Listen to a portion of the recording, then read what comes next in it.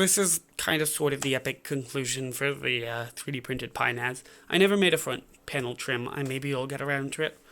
It's not a huge priority. The hard drive just slides in. It's mounted on foam on all sides. There's a thin layer of foam. There's also paper that the foam is on top of. I don't know why there's paper, and it's annoying because there's scotch tape, but it's what I did, so whatever.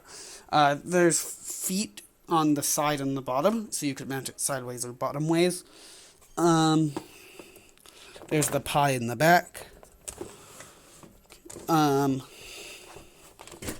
If we rotate this, you will see it right there. There's the 12 volt input, and then I have this power supply here, which is a 12 volt 3 amp power supply that powers everything.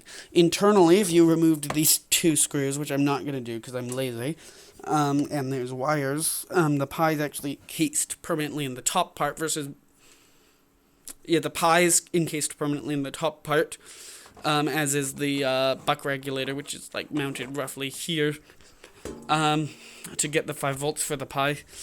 But then there's USB and power going down to the bottom part. You can see this case was printed in 3 parts. Boop, boop, boop. No, 4 parts. Top part with the Pi and the electronics. Pi and the power electronics, the buck converter and the power connector and whatever. Then this part here, which is trim for the cablings, where the cablings run down. You can actually see a tiny bit of the cabling that runs down sneaking out there. And then 2 parts for the hard drive casing, just so I didn't need overhangs because there was a big gap in the middle. And then it was all welded together with 3D printing pen, except for these, which screw off so I can access the Pi easily, and I can even, the hard drive pulls out the front, obviously. The USB hard drive controller, which is permanently in here and is soldered to one of these USB ports in the Pi. I used to remember which one, and I was going to print a plug for it, and it's been long enough now, I don't remember which one. So one of these USB ports on the Pi, I should not try to plug something into. It's one of the 2 top ones, I'm pretty sure, so the bottom ones are safe. But I don't remember which top one.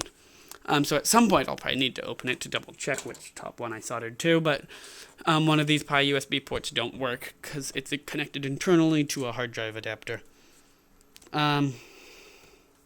And I guess one of its feet just fell off. It has these foam feet on the bottom, versus these feet on the side, just because of the feet that I had. Anyways, I just figured I should give this some sort of conclusion, because I realized I filmed an intro and then never uploaded a conclusion. Bye.